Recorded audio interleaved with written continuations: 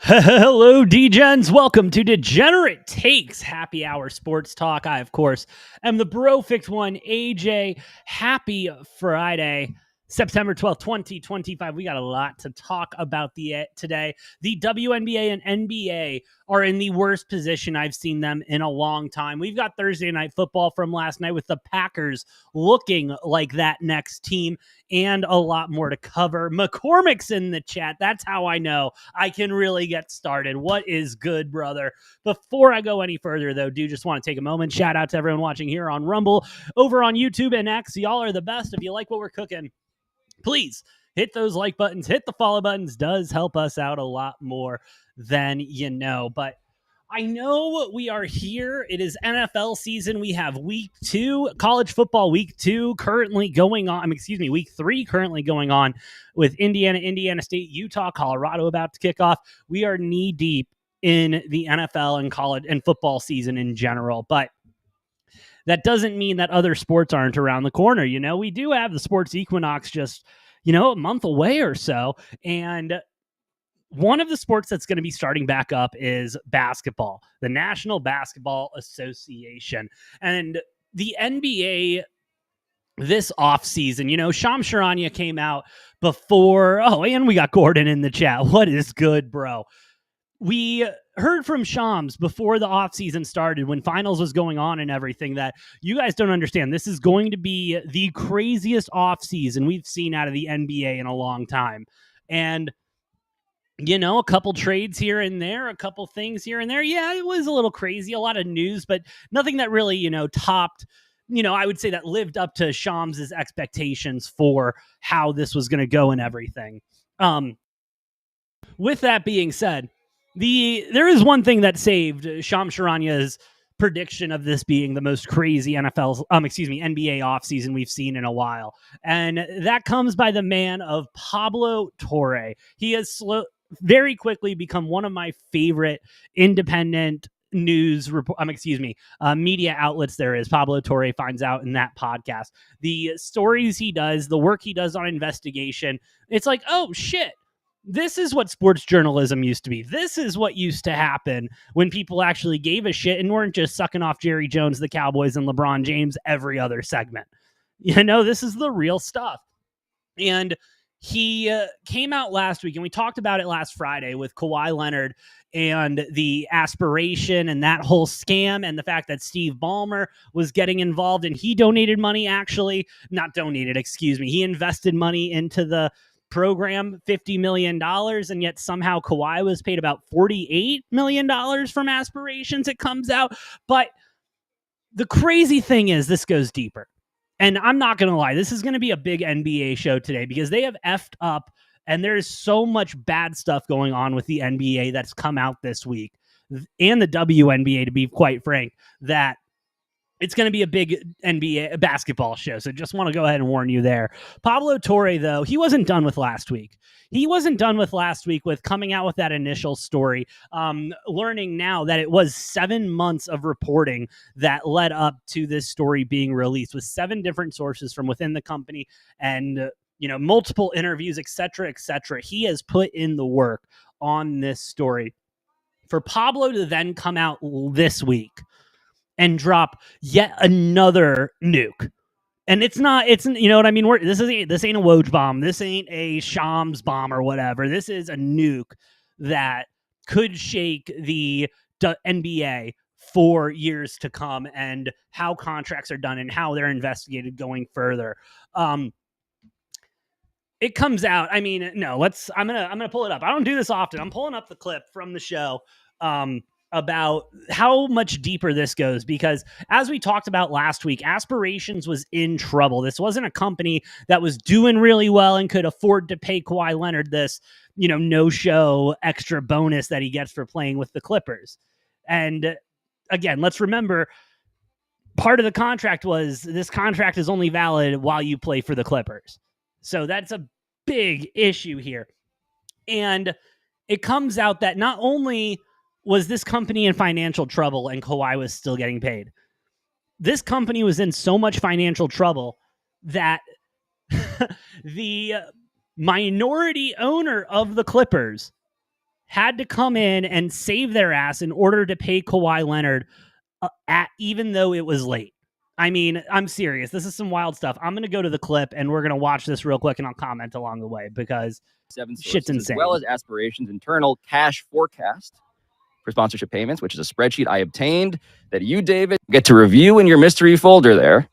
So the smoking gun question we're all contemplating.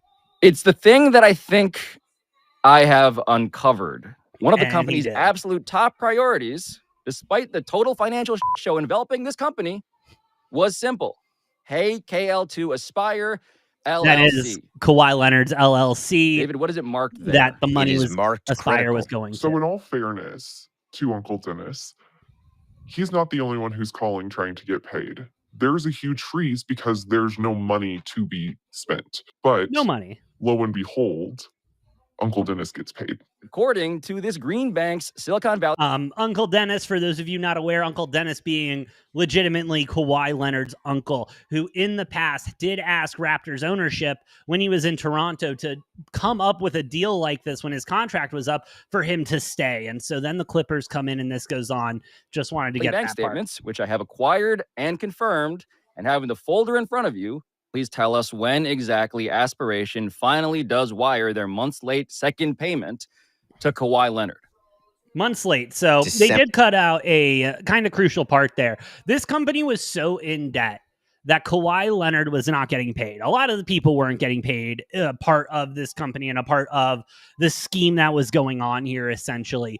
But again, the point that we need to continue to remember as we're going through this is Kawhi Leonard. This is Steve Ballmer, who has invested over $50 million into this company. This company is now failing, and somehow they come up with enough money in order to pay Kawhi Leonard. December 15th of 2022, $1.75 million. So this payment was made December 15th, 2022. Mm-hmm. When was the 20% of the staff laid off? The same day. Oh. Something happened just not the same day. The same day. This company was in so much financial troubles. They could not pay employees. They had to get lean in order to stay alive for however long they do. But yet, the day that they are able to pay Kawhi Leonard his, late fee, essentially, his late payment, they have to let 20% of the company go. 9 days before the wire out to Kawhi's KL2 Aspire LLC for $1.75 million on December 15th. On December 6th of 2022, a wire in from DEA 88 Investments in the amount of $1,999,999.59. I'm sorry, but could it not be 69 cents? Like, really, are we that mature that it couldn't be 69 cents? I'm sorry, but how can we not round that up 10 more cents? It's already pretty much $2 million. Like, can we not round it up 10 more cents? I said to myself, should probably look up the registered agent on file for DEA 88 Investments LP. And it turned out to be a man named Dennis. Oh, Dennis. Dennis Robertson? Not Uncle Dennis. Dennis J. Wong, our different Dennis, is the vice chairman of the Los Angeles Clippers. Oh, come on, man. He is the one and only limited partner, in fact, of the team. So wild. This has not been reported previously because the ownership group is Steve Ballmer owning 99%. Right. And Dennis J. Wong owning 1%. And that's it. But I did want to know what my second source knew at the time about the different Dennis in question. How surprising is it that a new investor would put money in December 2022 who had not already clearly been deeply invested into the company? So it is beyond shocking. And I will tell you, I knew that they had put money in December to make payroll and make rent and all that material. It is not a rational investment that someone would make. So it is very shocking to me. Yeah, you see a house on fire. You're looking at, you're out buying a house. You're looking at a house like I was earlier today. I was looking at a house with my wife, and it would be like going up to that house, seeing that house burning, like on fire, and asking, well, are they still accepting offers? Like, can we still, what's asking? Is it, we'll pay asking price for this. It doesn't make any sense. You're not of, you could be argued that you're not of right mind, body, whatever, in order to make a financial decision like that is so much into a sinking ship. That $2 million was made as an investment by Dennis Wong, who in my text is identified as the Clippers, Steve Ballmer's partner. A week before, $1.75 million was paid to Kawhi. I am saying that is exactly what happened. And I am also saying that you should probably know that Dennis J. Wong was also Steve Ballmer's college roommate at Harvard in 1975. We reached. Come on, his fucking roommate. His roommate? I mean, come on, bro. Like, this isn't a, you know what I mean? The Clippers could go ahead and, argue and deny. But this coming out now with the evidence to support the fact that there was a transfer made from Dennis, part owner of the Clippers, even if it's 1%, still minority owner of the Clippers, assistant governor or governor, vice governor, or whatever the hell they call it nowadays. He's that guy. Like, he is involved in the day-to-day of the Clippers. He is involved with this team. He's involved with Steve Ballmer. And of course, he is his roommate from college. And so that was a no-brainer. Ballmer went up to him and was like, yo, bro, I need your help. Just, send $2 million to this company because Kawhi hasn't been paid and Kawhi needs to get paid or he's not going to play. And I forgot if this clip gets out to Dennis Wong via email, by a phone number linked to him in a records database. Also to the Clippers with interview requests, detailed list of questions. As we do here at Pablo Torre Finds Out, we outline our reporting. And Wong did not respond before our deadline. But the Clippers wrote us a new statement. Quote, the details of our relationship with Aspiration are under NBA investigation, but it is clear the company was a house of cards that defrauded Steve and many others. We look forward to sharing the facts with the league and providing them with all the information they need. End quote. Now, there is a lot more into this. You start looking at Kawhi's percentages of when he played, when he didn't play, and then when the payments were coming in. It's a little sus. It's a little sus. And yes, initially it does look like, you look at it, the first report Pablo Torre puts out there, it's believable either way that, yes, Ballmer probably knew what he was doing, and it's probably not chill. But it is also plausible enough deniability that, no, he got scammed. Because, you look at Aspiration, and again, Aspiration was a carbon credit company. Yeah, go back a couple years and remember when everyone was freaking out about that bullshit. And so they would sell trees to these billionaires that were riding on private jets and everything. So, they were zeroing out their carbon emissions and all that. And so they would get paid and they'd plant a tree in their name, etc., like $1 a tree for however much carbon you use. Drake was involved, Kawhi Leonard, obviously, Mark Cuban, etc., etc. And Mark Cuban even came out and when he was on Pablo Torre's show said, yeah, this is kind of a scam. Like, I've been on Shark Tank, yada, yada, yada. I know I should have known a scam when I saw one, and this was what that was. That's all fine and dandy. You know what I mean? The plausible deniability, I'm okay with that, yada, yada. But when Pablo Torre starts talking about payments and where the company was at the time and the fact that $2 million just got shoved into the company, and then 6 days later, 1.75 is out the door and 20% of the workforce is laid off. And the payment can be traced back to Dennis, part owner of the Clippers. It just, what's your, you just, bro, just give up. Like, I really don't know what else to say to the Clippers right now, except just give up. You have been caught. And knowing Pablo Torre, I would not be surprised if, this investigation continues to go on or whatever, that another episode doesn't drop and he has yet even more information. Again, as I said earlier, this took him 7 months to put together and to corroborate all the stories, get the proof that he needed. 7 vetted former employees of Aspiration. All of them not from his mouth, quote unquote. I forgot which show he said this on, but none of the people that he interviewed have been charged with any crimes. The people that have been charged a part of Aspiration, the head people, those charges are ongoing. The investigation is ongoing with the government. Like that's like DOJ type shit. You know what I mean? Like it's not, local police are no, DOJ is on your ass. And now the NBA is involved. And this is one of those things where I look at it a lot like the Michigan scandal with Connor Stallions. Was this happening? Yeah, absolutely. Netflix made a whole documentary on how he did it and what was going on and everything. And in the documentary, and it's one part of the documentary that everyone loves to omit and forget, but he admits to having a network of people around him from other schools and other conferences, same conference, et cetera, et cetera. They had a group that would do all of this. And yet somehow that part gets left out because we don't want to look into Alabama. We don't want to look into Georgia. We don't want to look into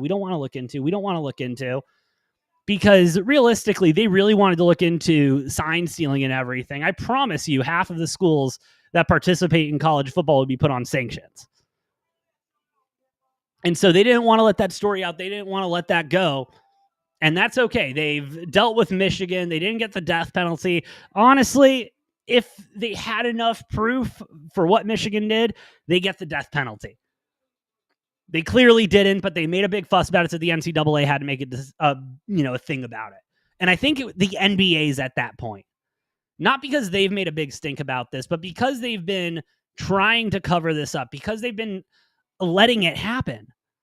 Ballmer has also been previously investigated for cap circumvention back in like 2016 or something like that. Like this isn't something that's out of the possibility of him or the Clippers to pull off. You know what I mean? And at this point, there is so much evidence.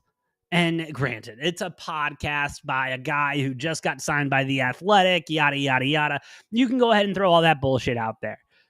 But if there is two things that this has proven, these last 3 shows Pablo Torre has done about this story, the first initial report he had, the Mark Cuban episode, and now this, 2 things have been proven. 1, Pablo Torre is a fucking incredible reporter. And sports journalism, sports media doesn't appreciate it yet, how good he is and what he brings to the table. I'm being dead ass serious. It will not shock me when Pablo Torre signs some big ass deal with ESPN in a couple of years and they give him his own show or whatever they decide to do with it. It will not surprise me if they just let him continue to do what he does, but they just want a piece of that pie because no one else is doing what Pablo Torre is doing. Better, worse, whatever. There's no one else out there doing what he's doing right now. And he's done incredible. The second other thing that these 3 shows have shown is that the Clippers are definitely circumventing the cap. There is no ifs, ands, or buts about it. And I'm sorry. You call me naive believing this one source with Pablo Torre, even though he has 7 other sources, spent 7 months investigating this, yada, yada, yada. Call me naive for that. Fine. But damn, I've been around long enough to know when I see paper trail as long as this one, looks like a duck, quacks like a duck, walks like a duck. It's probably a fucking duck. And I think we got a duck here with this whole Kawhi Leonard and Clippers situation. And I don't do this often. And if you've watched this show long enough, I don't do this often. I really implore, if you are interested in this story, I'd do the best I can. I don't think I'd serve it justice and my opinions and everything. But if you want all of the proof, you want all the evidence to form your own opinion, go and watch the last 3 episodes. And I'm not saying they're short or anything like that. It is a commitment, but truly, like, Pablo Torre is killing it. No, I'm not getting paid. No, he's not sponsoring this or anything, but what he is doing for sports right now is what has been needed and what has been missing really from sports. And yeah, like, there are still some good journalists out there like Pete Thamel, That's the only one that comes to mind right now from the football side. But he does so much, but I truly implore Pablo Torre to keep digging. Where does it go from here? Where does it go from here? Because that's the big question. Yes, you can lay out all this evidence. You can have 3 really good podcast episodes and YouTube videos, et cetera, et cetera. But where does this go from here? Well, the NBA is investigating. And I don't know how they don't get killed. I'm sorry. I don't see how the NBA doesn't lay the hammer down on the Clippers. The only way I see the NBA not laying the hammer down on the Clippers is if they know this is a bigger thing than this. You know what I mean? Pablo Torre did make a comment about, that Jalen Brunson deal with the Knicks years back was a little interesting. Felt a little low, didn't it? But then he gets sponsorships and, that's interesting. And that's why I compared it to the Connor Stallions and Michigan thing. I think this is something that the NBA knows about, doesn't want to deal with, because if they did have to deal with it, it would collapse the league. And not from a viewership standpoint or anything, but from a internal monetary cap contracts, what's voided, what's not, what's valid, what's not still. Because theoretically speaking, with this whole Kawhi Leonard thing, SGA should still be on the Clippers, maybe? Maybe that championship with the Thunder doesn't count. Maybe the last couple championships don't count. Who knows? Who knows? But we're at a point of no return. That's truly what it comes down to. We are at a point of no return where the NBA has to make a decision. And it's not going to be a decision driven by evidence or anything like that. It is going to be a decision on, do we want to open this mousetrap? Do we want to open this trap or do we not? This can of worms. Because it is a can of worms. I promise you the Clippers aren't the first team and the only team to do this. I am sure this has been an issue for years and years and years. Why do you think the NBA... let me bring this up. Why do you think the NBA doesn't have an MLB problem? Why is there a star on every single team? If you really sit back and think about it, yeah, the team might suck, but they've got that one guy, that one superstar, that one guy. What's keeping them there? Salary cap? Yeah, sure. But if a guy wants to go and win a championship, he'll take a pay cut. Maybe that's what Jalen Brunson did, but no one believes that Kawhi Leonard took a pay cut to go to the fucking Clippers with the team that they got built around there to win a championship. I don't believe it for a minute. Does anyone? The Clippers had a good run this year, but did anyone really think they were finals contenders? No. And so that's the decision the NBA has to make. And that was just the start. That was just the start of the really shitty week the NBA has had in the eyes of sports fans, NBA fans, and viewers alike. Adam Silver, who, he was such a good GM for a while. He was a really good GM for a while. And that was one thing that I always appreciated about the NBA was, Roger Goodell, Adam Silver seemed to always have kind of a hold on things and know what was going on and have a pulse on the audience and knowing what they wanted and how to give it to them, et cetera, et cetera. All-Star games still sucked, but what are you going to do about that? Apparently they're going back to one-on-ones or NBA versus the world, et cetera, but who knows about that? NBA, that season is about to kick off. We're about to report for training camp and everything like that. And Adam Silver, he got in front of a microphone because he had to address the Pablo Torre stuff and all this Kawhi Leonard stuff that's coming out here with the Clippers. And so reporters were asking other questions as well. And God, I don't know who the reporter was, have nothing but respect for the man because it takes balls. It takes balls to ask what he asked because who knows if he's getting paid from one of the, companies that has NBA TV rights or anything like that. But he comes out and asks Adam Silver, what do you have to say to the fans where like this is getting ridiculous, like how much it will cost to watch every game of your team and like the annual price for that for this upcoming season and how ridiculous it is. And it's happening across all sports. It's happening across the MLB. It's happening across NFL, NBA. NHL has been a little bit better because ESPN bought such a big stake in that because of this new app launch and everything, but it's not good. And Adam Silver, I mean,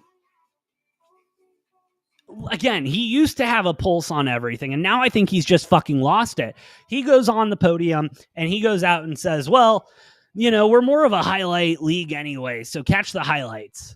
I'm subtweeting that, subtexting it, but that's essentially what he said. So you want to really read into that, F you, pay me, or just go on Twitter. I don't care. We don't care that our ticket prices are insane. We don't care that you can't watch your home team. We don't care how much it's going to cost you to watch your team this year.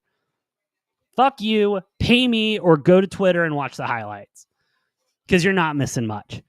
And that's kind of the other thing. Like Adam Silver's kind of throwing his hands up. Like, why do you even want to watch it, dude? The regular season doesn't matter. The finals and the playoffs, the NBA Cup, All-Star Game, all of that stuff's going to be on cable. So why do you really care? The regular season sucks. No one really tries. There's no defense being played during the regular season. So why are you even watching? Why would you want to pay all this money to me and to the league and to the team to watch your team play? Why would you want to do that when you can just go on Twitter, get the highlights, go on YouTube, watch and edit? Why would you want to pay us? It's so just deaf. It is so deaf to what is going on for sports fans. And I do think that is an issue that the leagues are having because they are not thinking about the sports fan. They are thinking about the basketball fan, the baseball fan, the football fan, the hockey fan. They're not thinking the fact that, oh, well, everyone loves, if I live in a city that has all four, I'm going to be a fan of that probably. Or I grew up in this city with all four. I'm going to be a fan of all four. I love sports. It doesn't matter the sport. Let me watch. Except I will say I have tried so many times to understand cricket and watch cricket.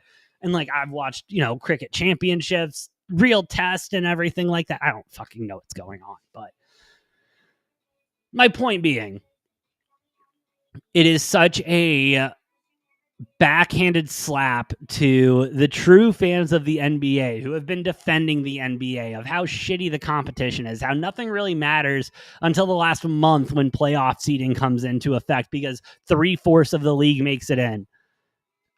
And for him to say that, for him to go watch it on Twitter, go watch the highlights, like that's ridiculous. Could you imagine Roger Goodell coming out and saying that?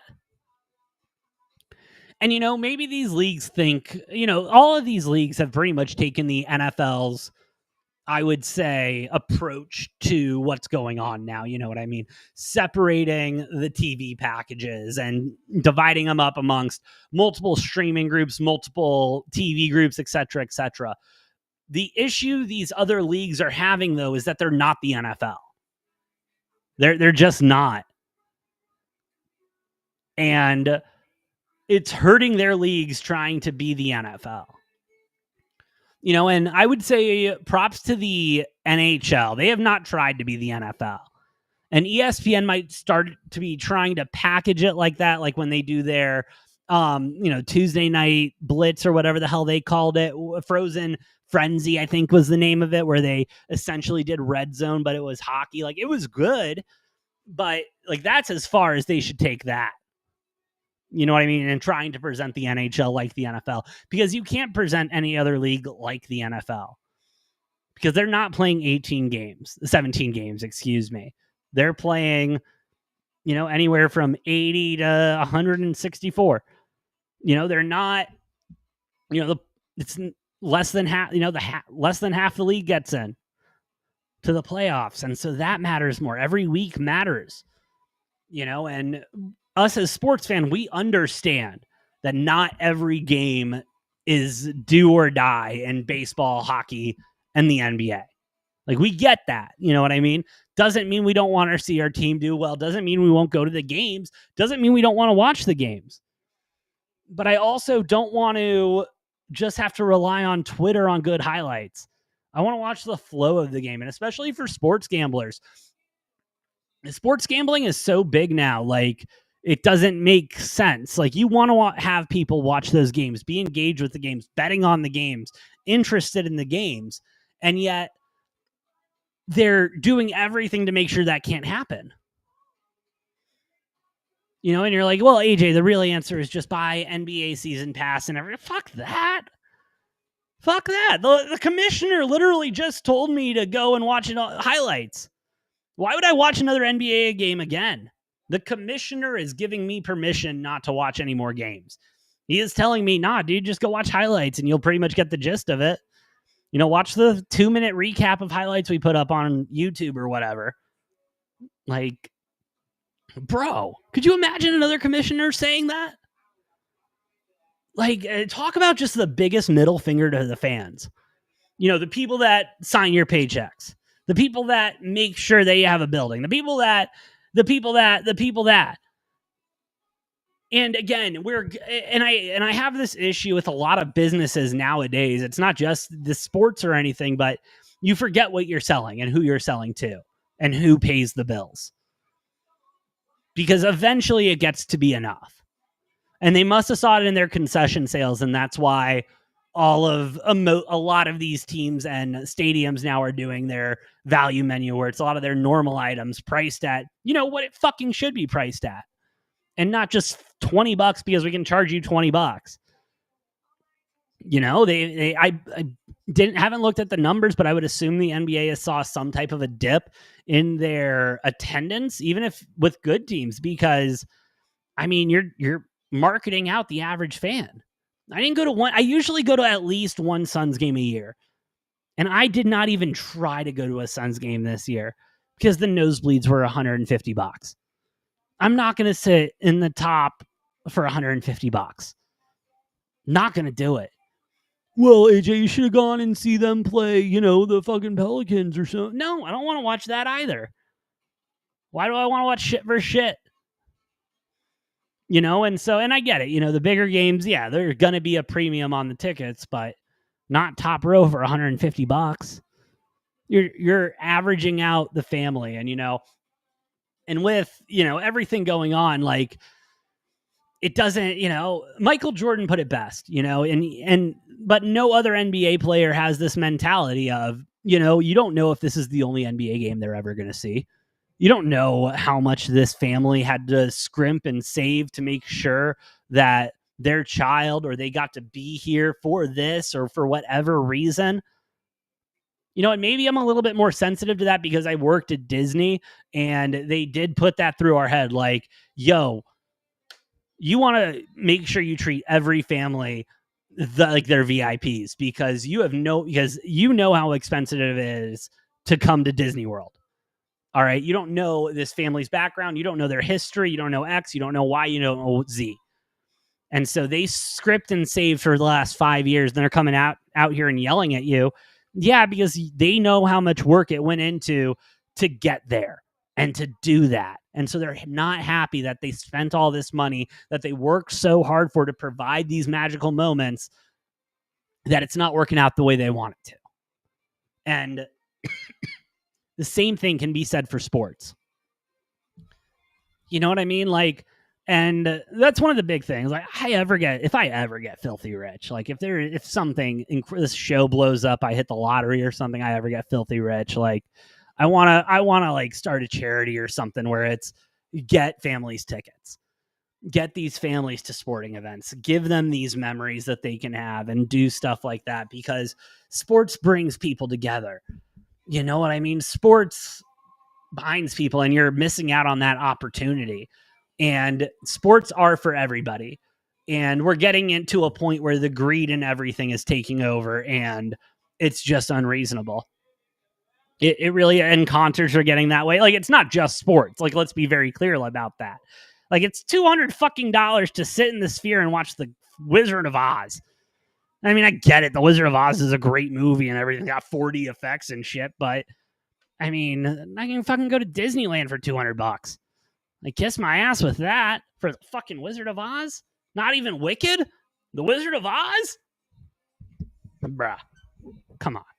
But again, it goes to all of that. Vegas is ridiculously expensive and they're seeing tourism down. Like, we're at that point. I'm no economist or anything like that, so I ain't going to try to understand that bullshit. But, like, my point being, the stadiums have decided, the teams have decided to put out these value menus and everything, like those fan packs or whatever the hell they're calling them. They can control the ticket price. Honest to God, like, does anybody believe that any of these billionaires are turning, or, like, not turning a profit every season? And that's part of the issue. You release your financials and you show us that you're losing money every year, then it's a different conversation. But knowing what I pay for beer at every event, I don't see y'all losing any money. I don't. And so the NBA is not having a good week. Not really having a good off season. And here we are. We're going into the season with a lot of question marks. And as that season is starting to pick up, the WNBA season is winding down. And I mean, you think the NBA stuff's insane. The WNBA is heading straight for a work stoppage. They're heading for a lockout. They're, from the reports I've been hearing and seeing, and the people I've been talking to, shit's not good. This CBA negotiation ain't going well on either side. WNBA players want to be paid more. The WNBA has a fuck ton of debt. So something's got to give. And the big three, not the big three, what the fuck's it? Unrivaled, the 3-on-3 league for the WNBA. That is what they're all pointing to. That's what everyone, they're like, well, I'm getting paid, $1 million, 900,000, whatever I'm getting paid. I'm getting paid more than the WNBA. So why can't the WNBA is quote unquote bigger than Unrivaled? Why am I not getting paid the same? Well, Unrivaled's been around for a full year, where the interest into women's basketball was at its highest. And you got a lot of money for that because they were new people coming into the scene who weren't involved in the WNBA and wanted to start this so y'all didn't have to travel overseas anymore and have a Brittany Griner incident. And, you want the WNBA to pay you hundreds of thousands of millions of dollars. From where? Y'all just started drawing fans in the last 2-3 years. Like, you're just starting to get concessions. You're just starting to get merch. You're just starting to be treated like an actual league. And if there's a work stoppage, which all of the reports coming out essentially are kind of leaning towards, this league is screwed. They cannot survive a work stoppage. All of that money gone, a full season gone, a year off their life, like a year off of their careers. And a lot of them are signed up with Unrivaled, and maybe if they go into a work stoppage, Unrivaled expands a little bit, brother. But it's a lose-lose situation for both sides if they do end up in a work stoppage. Do I think ultimately a season will not be played next year? I'm gonna cautiously say no. I do think there will be a WNBA season next year.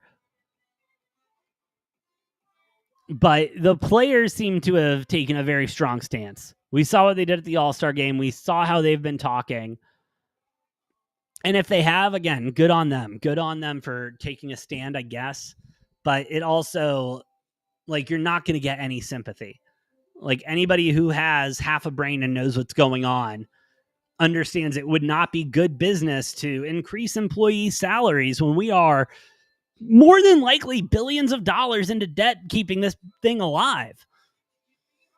And so whether there is somebody on the WNBA's side that can kind of bring that to light, I mean, and again, the WNBA proposed like, hey, we'll increase the minimums, like the rookie minimums to, I think it was 250,000, and the salary cap was, contracts, for each player could go up to $1 million, or it was some variety of that. That report came out a couple months ago, but they need someone like this. Is one of the rare situations where the sympathy for the players in these negotiations isn't deserved. I'm sorry, it's just not. You know what I mean? This isn't like, I hate to say it, but this isn't billionaires trying to cheap out on everything. This is business people saying, you want us to pay our employee. Like, if I was running an ice cream stand and we were making $100 a day and I'm paying Tommy $10 a day, and Tommy comes to me and says, I need $50 a day. Tommy, you want half of my fucking, sales a day? That's not how this works. You got to turn the lights on. You got to pay the XYZ. Granted, they probably shouldn't pay the officials. Those fuckers don't deserve to be paid with how they've been calling games. And McCormick, I mean, yeah, the WNBA is a joke. I've not bet on a single game this season. A single game. And, I will say this one thing. I don't disagree that they do deserve a little bit more cheddar. You know what I mean? Like, it's not this current generation's issue that this league has been mismanaged for so many years. And it hasn't been marketed the right way. And they haven't had any stars, et cetera, et cetera, et cetera. But at the same time, like, this is a company that has been subsidized by the NBA for years and years and years. Last year was the first year they turn a profit and can actually pay for themselves. I mean, bro, like, you gotta pay the people who loaned you the money. You gotta pay the people you loaned you the money. It's simple business. You want to stay open? You want a job in the next 5 years? All right, we can increase pay to this, but we still got to pay back the people we borrowed money from. Whether that's the NBA or an actual bank or whatever, like, they got to figure that out. And so that's where we're at in the basketball world.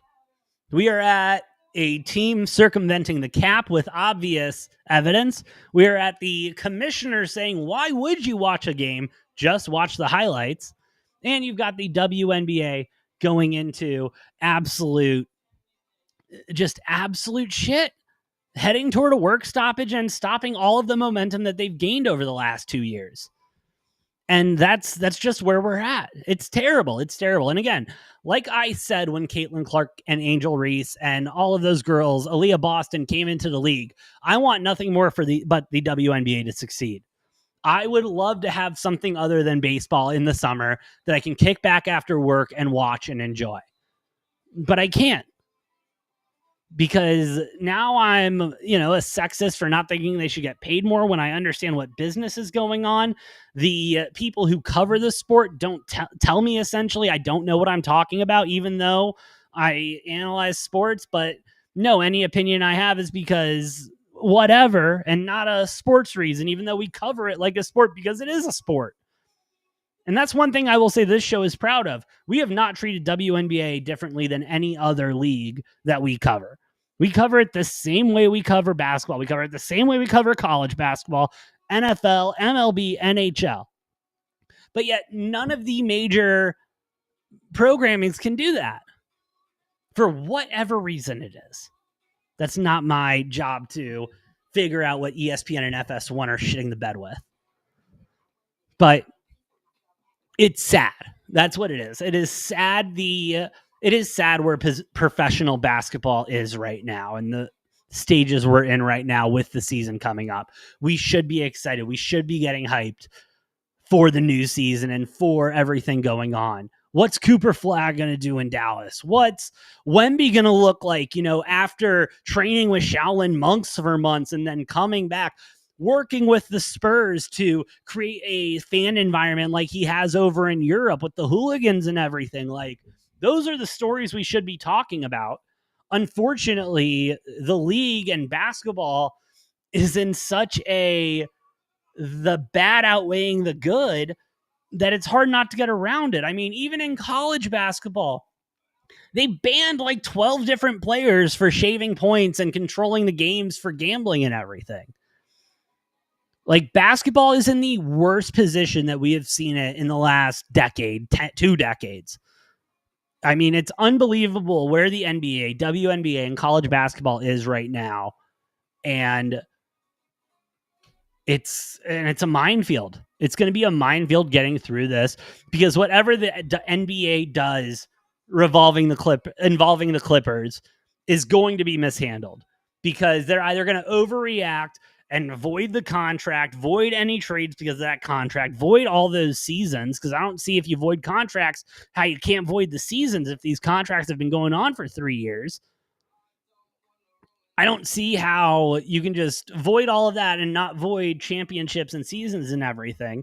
But if they don't take any action against the Clippers, NBA fans and sports fans are going to be like, this league's a fucking joke. The WNBA doesn't have a season. Who cares? Everyone's going to remember real quickly that their life was just fine without the WNBA, and hearing about Angel Reese. Oh my God, we didn't even talk about the whole Angel Reese drama and how she's probably getting traded away from the Chicago Sky, how they suspended her, how she hasn't wanted to play for them, how she called out all their players. We didn't even talk about that bullshit. My God. Like, the fact that it's been 47 minutes now. I've been talking into a microphone for 47 minutes, and I can promise you, without it being basketball season, this is the most I've ever talked about basketball. And that's not a good thing. That is not a good thing. I should be talking about how the Packers are winning the Super Bowl this year and how that's pretty fucking clear. Or at least that they're running the NFC, which we're going to get to in a moment. But the fact that I'm 47 minutes into this show and we've only been talking about how bad basketball is right now on the men and women's side, that's not good. And I would love to come in here and do like a compliment sandwich, a good thing, bad thing, good thing. There's not a lot of good to talk about. There's not. Basketball is in a very, very bad position right now. The NBA has been struggling for years to hold on to that number 2 spot, with the NHL and MLB creeping up behind them the last couple. The WNBA just became relevant in the last 2 years, and they're about to lose all of that if they go on a work stoppage. I wish, I really, again, I hope nothing for the best. I hope there's not a work stoppage. I hope they take all the draft picks and everything away from the Clippers. I hope that college basketball stops seeing so many gambling issues. But it's hard to look at basketball in a good light right now. It's really hard to look at basketball in a good light right now. But anyway, that is all I have to say about basketball. It's been almost an hour, but I'm finally done with basketball. Let's talk some football, baby. Let's talk some football, because we do got football going on. We had Thursday night football last night with what I can only call a season-defining game. And I know it's only in week 2, second Thursday night football game, et cetera, but I don't know how you watch this Packers team and don't instantly think, if this team can stay healthy, they're going to be a Super Bowl contender. I mean, the extra, this is a defense that has been developing and has been good. The Micah Parsons trade seems to have added an extra little boost to that defense. They looked unbelievable yesterday.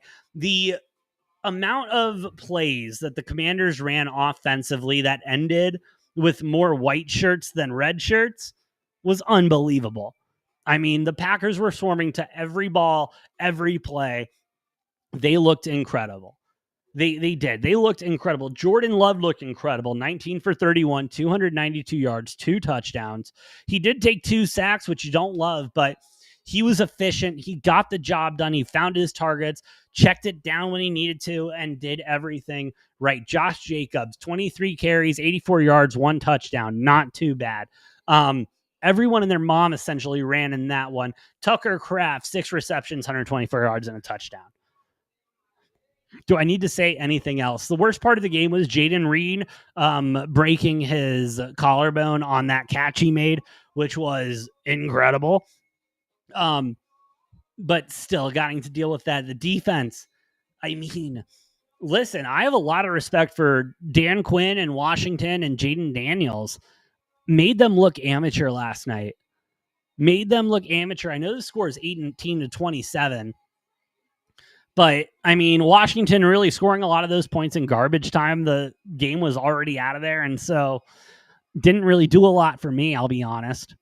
But I don't know how you look at this Packers team and don't think they're winning a Super Bowl. I going back and watching the tape earlier today, I mean, every aspect of the game they dominated. And they looked good, and they looked real damn good. And I think this is going to be a pattern that we see this year. I think Green Bay, I'm confident in saying Green Bay is going to end up being the most dominant team in the NFC this year. I really don't see another team. Yeah, I really don't see another team stepping up to what Green Bay is doing. I think the Lions are hurting with that coordinator change. The Vikings are going to have some fight, but the Eagles, that secondary looks rough for the Eagles. I'm a little worried about them. And going up against Patrick Mahomes this weekend, I think that's going to be a tighter game than people are expecting. But I mean, no one from the NFC South is winning the Super Bowl. The Bucs might go on a run, but as of right now, from what I see on them, I see them as a playoff team, not a Super Bowl team. NFC West, I mean, flip a coin between the Cardinals and the Rams. Those are the only 2 teams that are somewhat healthy and can actually get shit done. Seahawks look miserable. Sam Darnold seeing ghost. 49ers have everyone and their mom injured. I mean, Brock Purdy's out for 4 to 6 weeks. George Kittle's on IR. Not good. Not good. The NFC East, I mean, yeah, you got the Eagles. But like I said, that secondary's weak. So I'm loving the Packers and how they're doing. I'm going to take out a future on the Packers. I think they're sitting at 650 the last time I checked. So that's going to be something to look at. But damn. Oh, the last thing I do want to say before I sign off today. The Miami Dolphins are in danger of going over. We are going into week 2. Week 2 just started last night. And the Dolphins have already had a players-only meeting. And if you've been watching football long enough, you've been understanding football long enough, you and I both know that if you're calling a players meeting, shit's not going well. The players calling a players-only meeting a week in, that team's done. That team is done. They're about to sell off Tyreek. They're about to sell off maybe Waddle. They're maybe Achane and then some defensive pieces they still have. But the Dolphins are in a lot of trouble. Who the hell did they play this week? Again, I forgot who they play. Oh, they play the Patriots this week. Miami's 1.5 point favorites. I'm on the Patriots money line. I talked about it last night when Noah and I did our picks, but I don't see the Dolphins playing good football. I talked about this all preseason on how Tua's got issues. Tyreek's got issues with Tua. Tua's got issues with Tyreek. And Mike McDaniels literally said it's a good day because we're closer to death. That's not something you want to hear out of your head coach. That's just not. It's just not. But, man, terrible stuff. Let me double check the Twitter. I believe that's all I have today. All of the big stories that I wanted to cover.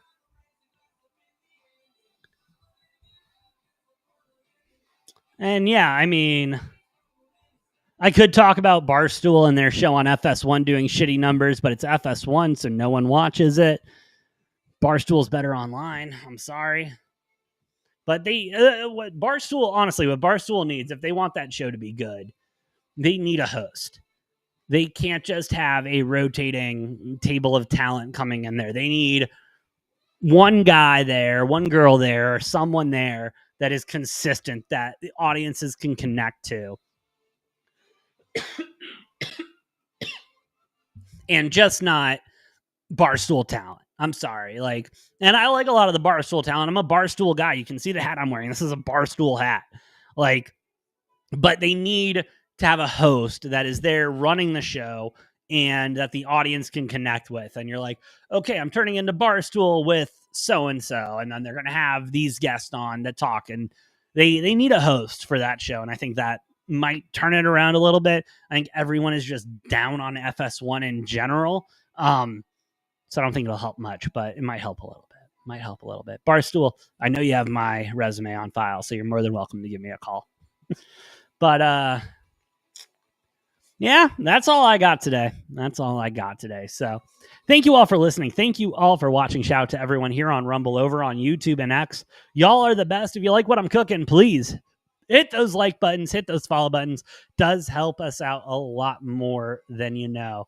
But with all that being said, have an incredible rest of your Friday. Have an incredible weekend of football. And, good luck. God bless. Have a great weekend. I'll see you guys next time on Degenerate Takes.